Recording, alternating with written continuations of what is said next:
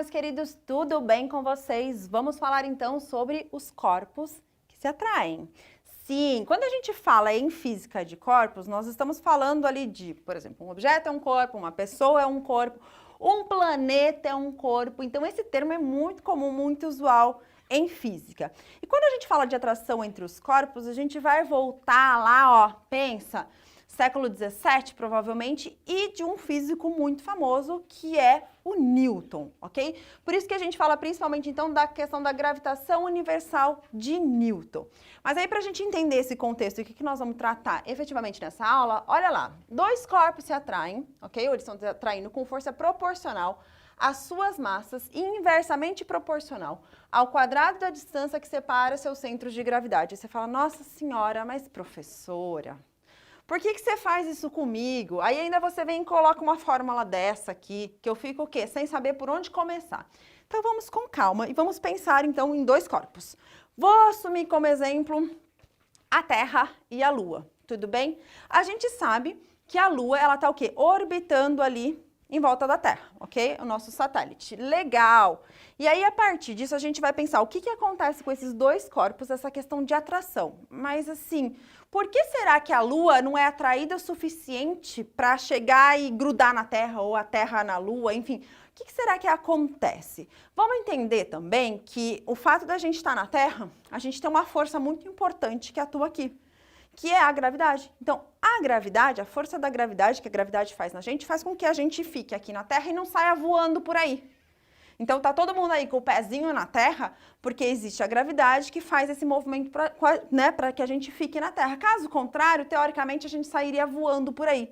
Mas, professora, se a gravidade existe, a gravidade está aqui também, por que ela não faz, então, a Lua também ficar grudada na Terra? Né? Essa é uma pergunta. Por que só a maçã cai e a Lua não cai na Terra? Ou então, como eu brinquei já, a gente não flutua porque tem a gravidade. A maçã cai por causa da gravidade. Mas e a Lua? Ou então, quando a gente pensa em Terra e Sol, existe entre Terra e Sol também uma força. Existe essa força aqui, né? A gente está falando dessa força entre os dois corpos. Ó, ela está aqui.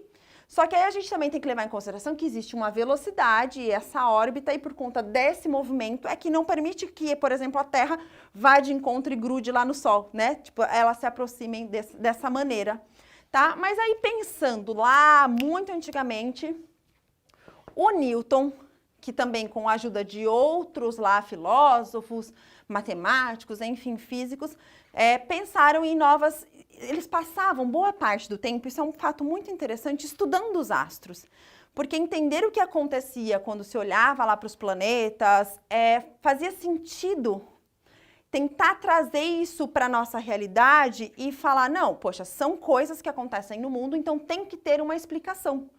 Tá? E aí foi a partir disso e de várias ajudas, né, de pesquisas, vamos chamar assim, hoje em dia a gente chama de pesquisa, de vários filósofos e matemáticos, enfim, que o Newton conseguiu criar, então, essa formulinha aqui, ó, tá? Que é, então, basicamente a relação entre força, é a força, tá? Que acontece entre dois corpos.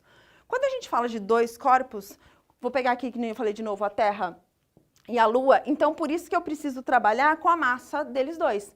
Emão e eminho. Ah, mas por que não é as duas letras M, minúscula ou maiúscula? Normalmente, mas não obrigatoriamente. Emão, a gente vai acabar colocando o valor da massa maior e eminho o valor da massa do corpo menor. Mas tanto faz, gente, é multiplicação, né? A ordem dos fatores não altera o produto. E aí a gente tem a tal da distância, que falava lá, o quadrado da distância, tá vendo? Ó, distância ao quadrado. Que distância? Distância entre esses dois corpos. A distância, por exemplo, aqui, ó, dos meus dois corpos. Então, maçona, emão, e massinha, eminho. Tá rolando uma força aqui, ó, no caso, uma força de atração entre as duas, porque os corpos estão se atraindo.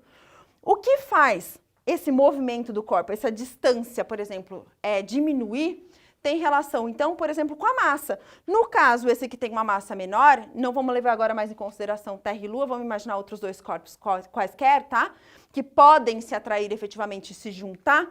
Quem vai ter a tendência a grudar lá, a massa pequenininha vai ter a tendência a ir na massa grande, né? Porque a massa dela é menor, tá bom? Então, o que a gente entende por isso aqui? Vamos pegar um exemplo que o professor meu antigo usava lá da questão dos corpos se atraem.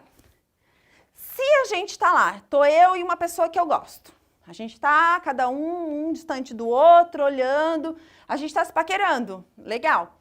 Se a gente tá muito distante, a gente fica nesse movimento. Conforme a gente vai diminuindo a nossa distância, a gente vai ficando mais pertinho, o que vai acontecer com a nossa força de atração? O que vocês acham quando você vai chegando perto da pessoa que você gosta?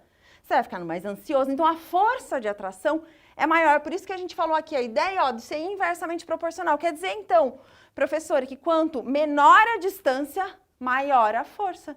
Então, quanto mais pertinho eu estiver, maior vai ser a nossa força de atração entre esses dois corpos.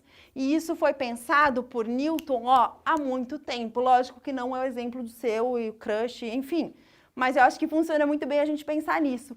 E quando a gente está falando, por exemplo, o que é esse tal desse campo gravitacional? Falei que tem lá uma massa grande. Pensa que em volta desse emão, a gente pode ter vários eminhos, várias massinhas, vários corpos pequenos. Cada um desses corpos vai ter o quê? Uma força, não vai, de atração? Várias forças de atrações, como está aqui no nosso esquema, gera o quê? O que a gente chama de campo gravitacional. Então, na realidade, quando a gente pensa na Terra, todo em volta da Terra, a gente tem vários, setinhas aqui, vários vetorzinhos, que estão atraindo esses corpos todos. Nós, por exemplo, somos corpos que estamos sendo atraídos o tempo todo para a Terra.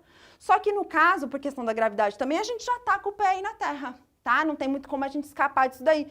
Mas tanto, sei lá, que às vezes quando entra, na órbita terrestre, vocês já ouviram falar, entra um meteoro. Quando ele está em órbita, como ele tem aquela velocidade, ele não é atraído para a Terra, ele acaba ficando em órbita, que é o que acontece com a Lua. Mas uma vez que ele sai, que ele entra na Terra, ali na órbita, o que ele faz? A tendência dele é fazer o quê? É ir direto, tá, para a Terra.